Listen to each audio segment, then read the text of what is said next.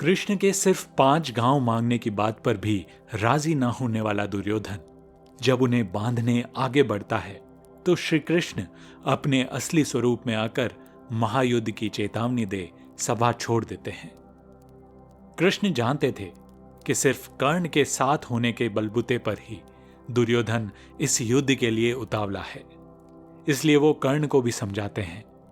कर्ण को कुंती के सबसे बड़े पुत्र होने का सच बतलाते हुए श्री कृष्ण कर्ण को राज संपत्ति के साथ भाइयों और मां का साथ पाने का प्रलोभन देकर ये महायुद्ध टाल देने की बात भी कहते हैं।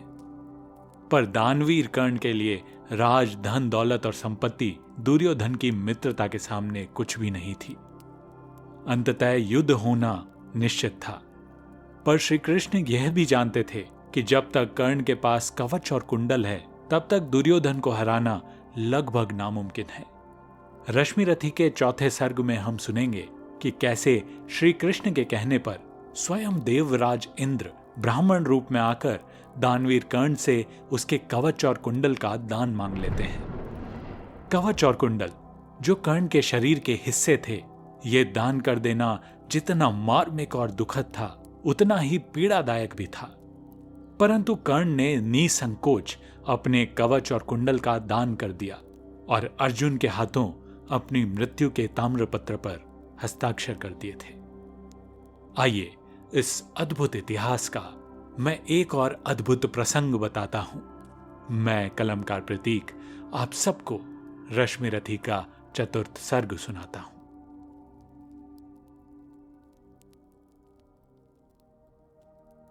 प्रेम यज्ञ अति कठिन कुंड में कौन वीर बलि देगा, तन मन धन सर्वस्व होम कर अतुलनीय यश लेगा। हरि के सम्मुख भी न हार जिसकी निष्ठा ने मानी, धन्य धन्य राधे बंधुता के अद्भुत अभिमानी। पर जाने क्यों नियम एक अद्भुत जग में चलता है, भोगी सुख भोगता तपस्वी और अधिक जलता है। हरियाली है जहां जलद भी उसी खंड के वासी, मरु की भूमि मगर रह जाती है प्यासी की प्यासी।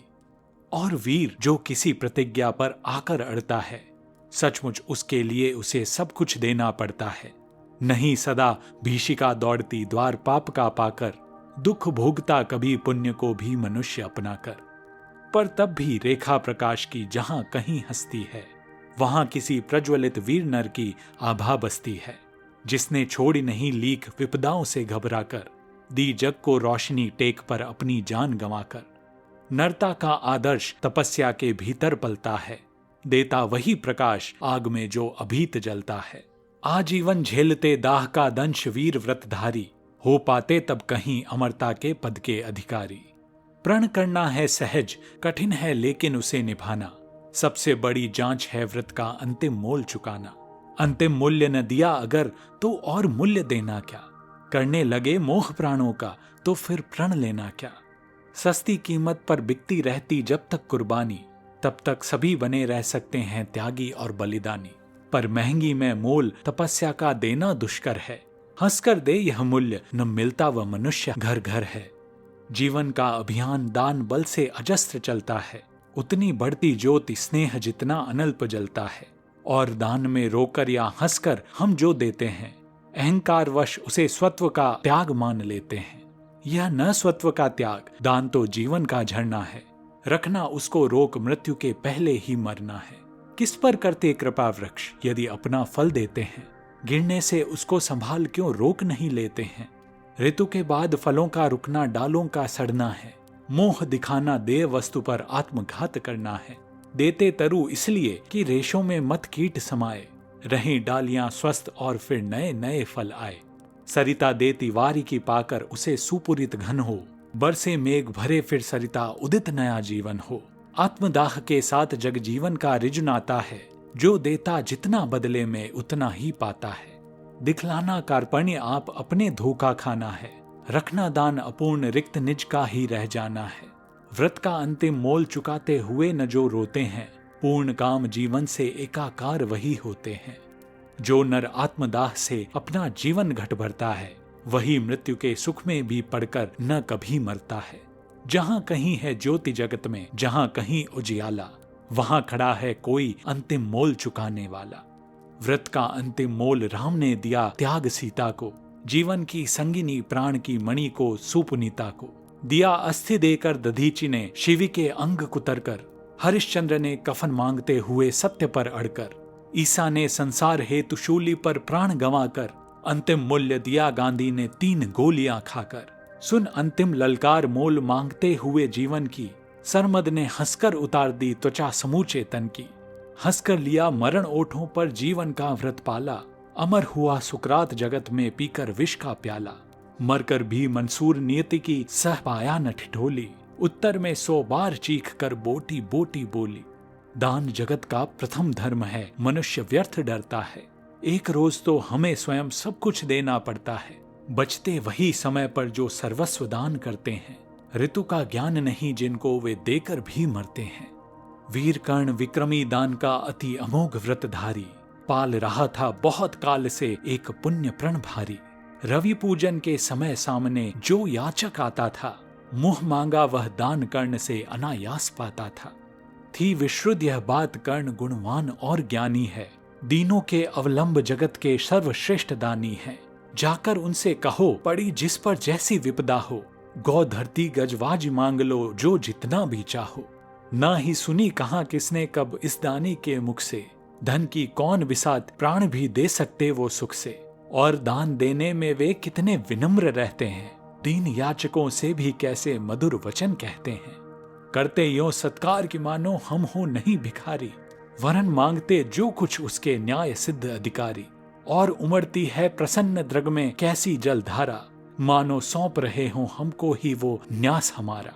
युग युग जिये कर्ण दलितों के वे दुख दैन्य हरण है, कल्प वृक्ष धरती के अशरण की अप्रतिम शरण है। पहले ऐसा दानवीर धरती पर कब आया था, इतने अधिक जनों को किसने यह सुख पहुंचाया था। और सत्य ही कर्ण दान हित ही संचय करता था, अर्जित कर बहु विभव निस्व दीनों का घर भरता था। गो धरती गजवाजी अन्न धन वसन जहां जो पाया, दानवीर ने हृदय खोलकर उसको वहीं लुटाया।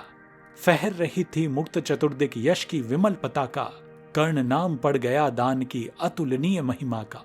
श्रद्धा सहित नमन करते सुन नाम देश के ज्ञानी, अपना भाग्य समझ भजते थे उसे भाग्यहत प्राणी। तब कहते थे एक बार हटकर प्रत्यक्ष समर से, किया नियति ने वार कर्ण पर छिपकर पुण्य विवर से। व्रत का निकष दान था अब की चढ़ी निकष पर काया, कठिन मूल्य मांगने सामने भाग्य देह धर आया। एक दिवस जब छोड़ रहे थे दिनमणि मध्य गगन को, कर्ण जानवी तीर खड़ा था मुद्रित किए नयन को। कटी तक डूबा हुआ सलिल में किसी ध्यान में रत सा, अंबुधि में आकटक निमज्जित कनक खचित पर्वत सा। हंसती थी रश्मियां रजत से भरकर वारी विमल को, हो उठती थी स्वयं स्वर्ण छू कवच और कुंडल को। किरण सुधा पी कमल मोद में भरकर दमक रहा था, कदली के चिकने पातों पर पारद चमक रहा था। विहग लता विरुद्ध वितान में तट पर चमक रहे थे, धूप दीप कपूर फूल सब मिलकर महक रहे थे। पूरी कर पूजा उपासना ध्यान कर्ण ने खोला, इतने में ऊपर तट पर खरपात कहीं कुछ बोला। कर्ण ने कहा कौन उधर है बंधु सामने आओ, मैं प्रस्तुत हो चुका स्वस्थ हो निज आदेश सुनाओ। अपनी पीड़ा कहो कर्ण सबका विनित अनुचर है, यह विपन्न का सखा तुम्हारी सेवा में तत्पर है। मांगो मांगो दान अन्न या वसन धाम या धन दूं, अपना छोटा राज्य या कि यह क्षणिक क्षुद्र जीवन दूं। मेघ भले लौटे उदास हों किसी रोज सागर से, याचक जा सकते निराश पर नहीं कर्ण के घर से। पर का दुख हरण करने में ही अपना सुख माना, भाग्यहीन मैंने जीवन में और स्वाद क्या जाना। आओ उ ऋण बनूं तुमको भी न्यास तुम्हारा देकर, उपकृत करो मुझे अपनी संचित निधि मुझसे लेकर। अरे कौन है भिक्षु यहाँ पर और कौन दाता है, अपना ही अधिकार मनुज नाना विधि से पाता है। कर पसार कर जब भी तुम मुझसे कुछ ले लेते हो, तृप्त भाव से हेर मुझे क्या चीज नहीं देते हो। दीनों का संतोष भाग्यहीनों की गदगद वाणी, नयन कोर में भरा लबालब कृतज्ञता का पानी। हो जाना फिर हरा युगों से मुरझाए अधरों का, पाना आशीर्वचन प्रेम विश्वास अनेक नरों का। इससे बढ़कर और प्राप्ति क्या जिस पर गर्व करें हम, पर को जीवन मिले अगर तो हंसकर क्यों न मरे हम। मोल तोल कुछ नहीं मांग लो जो कुछ तुम्हें सुहाए, मुंह मांगा ही दान सभी को हम हैं देते आए। गिरा गहन सुन चकित और मन ही मन कुछ भरमाया। लता ओट से एक विप्र सामने कर्ण के आया। कहा कि जय हो, हमने भी है सुनी सुकीर्त कहानी। नहीं आज कोई त्रिलोक में कहीं आप सा दानी। नहीं फिरते एक बार जो कुछ मुख से कहते हैं। प्रण पालन के लिए आप जहूं भांति कष्ट सहते हैं। आश्वासन से ही अबीत हो सुख विपन पाता है। कर्ण वचन सर्वत्र कार्यवाचक माना जाता है। लोग दिव्य शत शत प्रमाण निष्ठा के बतलाते हैं। शिवी दधीच प्रहलाद कोटि में आप गिने जाते हैं। सबका है विश्वास मृत्यु से आप न डर सकते हैं। हंसकर प्रण के लिए प्राण न्योछावर कर सकते हैं। ऐसा है तो मनुज लोक निश्चय आदर पाएगा। स्वर्ग किसी दिन भीख मांगने मिट्टी पर आएगा। किंतु भाग्य है बली कौन किससे कितना पाता है। यह लेखा नर के ललाट में ही देखा जाता है। शुद्र पात्र हो मग्न कूप में जितना जल लेता है, उससे अधिक वारि सागर भी उसे नहीं देता है। अतः व्यर्थ है देख बड़ों को बड़ी वस्तु की आशा। किस्मत भी चाहिए नहीं केवल ऊंची अभिलाषा। कहा कर्ण ने वृथा भाग्य से आप डरे जाते हैं। जो है सम्मुख खड़ा उसे पहचान नहीं पाते हैं। विधि ने था क्या लिखा भाग्य में खूब जानता हूं मैं। बाहों को पर कहीं भाग्य से बली मानता हूं मैं। महाराज उधम से विधि का अंक उलट जाता है। किस्मत का पाशा पौरुष से हार पलट जाता है। और उच्च अभिलाषाएं तो मनुज मात्र का बल हैं। जगा जगा कर हमें वही तो रखती नित चंचल हैं। आगे जिसकी नजर नहीं वह भला क्या पाएगा। अधिक नहीं चाहता पुरुष वह कितना धन पाएगा। अच्छा अब उपचार छोड़ बोलिए आप क्या लेंगे। सत्य मानिए जो मांगेंगे आप वही हम देंगे। मही डोलती और डोलता नभ में देव निलय भी। कभी कभी डोलता समर में किंचित वीर हृदय भी। डोले मूल अचल पर्वत का या डोले ध्रुव तारा। सब डोले पर नहीं डोल सकता है वचन हमारा। भली भांति कसकर दाता को बोला नीच भिखारी। धन्य धन्य राधे दान के अति अमोद व्रतधारी। ऐसा है औदार्य तभी तो कहता प्रतियाचक है। महाराज का वचन सदा सर्व क्रियावाचक है। मैं सब कुछ पा गया प्राप्त कर वचन आपके मुख से। अब तो मैं कुछ लिए बिना भी जा सकता हूँ सुख से। क्योंकि मांगना है जो कुछ उसको कहते डरता हूँ। और साथ ही एक दुविधा का भी अनुभव करता हूँ। कहीं आप दे सके नहीं जो कुछ मैं धन मांगूंगा। मैं तो भला किसी विधि अपनी अभिलाषा त्यागूंगा। किंतु आपकी कीर्ति चांदनी फीकी हो जाएगी। निष्कलंक विधु कहां दूसरा फिर वसुधा पाएगी। हे सुकर्म कहां संकट में डालना मनुष्वी नर को। प्रण से डिगा आपको दूंगा क्या उत्तर जग भर को। सब कोसेंगे मुझे कि मैंने पुण्य मही का लूटा। मेरे ही कारण अभंग प्रण महाराज का टूटा। अतः विदा दे मुझे खुशी से मैं वापस जाता हूँ।